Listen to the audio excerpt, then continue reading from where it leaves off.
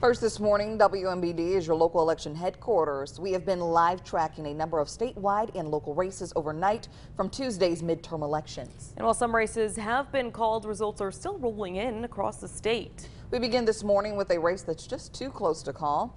U.S. House District 17 with the Democratic candidate Eric Sorensen and Republican candidate Esther Joy King. Right now, the numbers as stands, 86% of the vote in, with Eric Sorensen securing 52% of the vote and Esther Joy King securing 48% of the vote.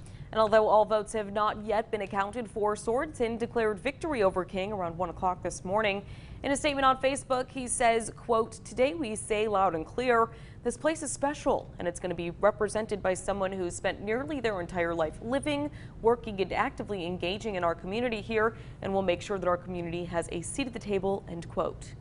Meanwhile, Esther Joy King remaining silent.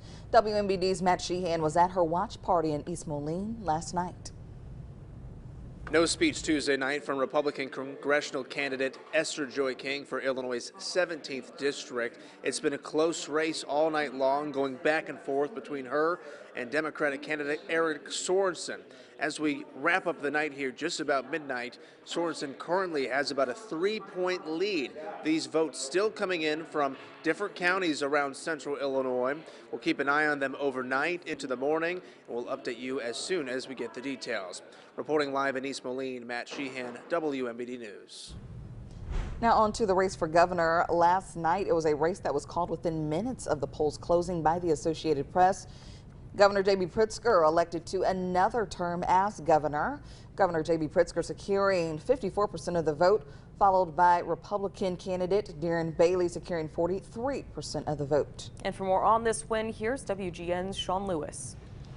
J.B. Pritzker came out to a crowd of hundreds chanting 4 more years. The governor in a very early evening call on this race against his Republican challenger Darren Bailey, telling the crowd of hundreds that he is a happy warrior and also asking this crowd if they were ready for the fight ahead. Pritzker naming the accomplishments he has had over the last 4 years on balanced budgets and on human rights, and not addressing the concerns over public safety and the economy that the Republicans used against him in this campaign. Most notably, though, in this speech, Pritzker's aim at what seemed to be a wider audience, perhaps, outside of the state of Illinois. Together we must be bold, and we must never shy away from our big D Democratic or little d Democratic values. Together with pride and dignity, today we reaffirm what we are fighting for. Jobs that lift you up, not wear you down. A quality education that's not just a prize you win for growing up in the right part of town or being born to the right set of parents. Access to health care that doesn't just keep you alive, but keeps you healthy.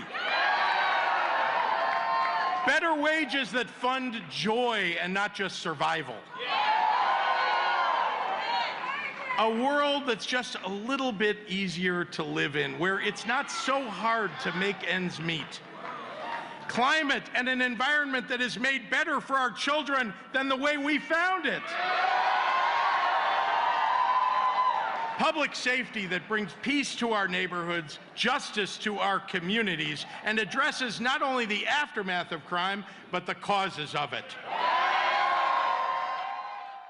J.B. Pritzker spending $24 million of his own money in the Republican primary this year to ensure that Darren Bailey would be the Republican he faced off against in this general election. His wagering that $24 million spent on getting a conservative from downstate onto the ticket against him would pay off better than having to face off against a moderate Republican from the suburban Chicago area. And it seems that $24 million bet paid off for him in a second term. In 2 hours and 45 minutes after the gubernatorial race was called for Governor J.B. Pritzker, Republican challenger Darren Bailey conceded. Although a few supporters cut their losses and began to trickle out ahead of the speech, the vast majority hung around and cheered loud as he and Stephanie Trussell took the stage, and he thanked his wife and family first.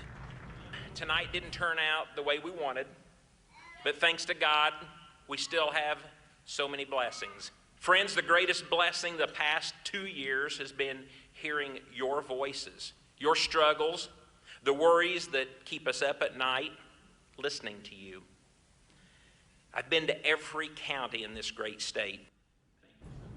Bailey called Governor Pritzker to concede before he addressed the room yesterday, and it's unclear what's next for the state senator from Xenia, but in his final few words he says, "I may not be going to Springfield as your next governor, but I'll never stop fighting for you." And Illinois' next Secretary of State will follow the legacy of the retiring Jesse White. As you can see here, Alexi Janulius received more than 2 million votes, accounting for 54% of the vote. Republican candidate Dan Brady conceded earlier in the night. For more, here's WMBD's Austin Schick. It's an outcome that Brady and his supporters and family weren't hoping for. Brady's first political loss as a political candidate, and he conceded to his opponent, Alexi Janulius, Tuesday night around 8:30. Brady down by nearly 20 points in the statewide race, calling his opponent, Alexi Janulius, Tuesday night and wishing him nothing but the best as he will go on to be the next Secretary of State, replacing Jesse White after 23 years. Dan Brady also thanking his family, saying without their support he could not have done this. Now, to no surprise, in McLean County, Brady was really leading his opponent most of the night, sometimes by double digits. But he believes he was outmatched when it came to campaign finances and, of course, winning the Cook County vote in Chicago, which is a predominantly Democratic voting base. I think the important thing for me and my family and all the friends that were here tonight and supporters across the state of Illinois is to know how hard we work.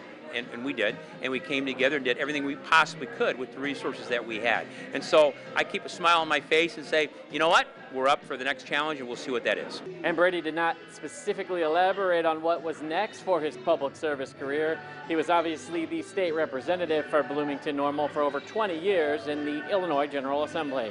In Bloomington, I'm Austin Schick.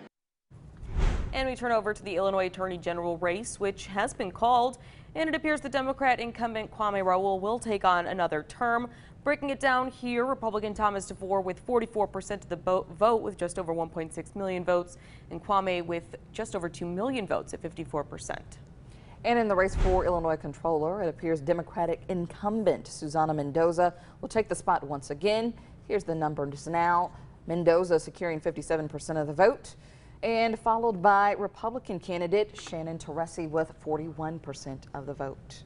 And turning to Amendment 1, the right to collective bargaining, voters were asked to check yes or no on amending the Illinois Constitution to state that employees have a fundamental right to organize and bargain collectively and prohibiting any law that interferes with that right.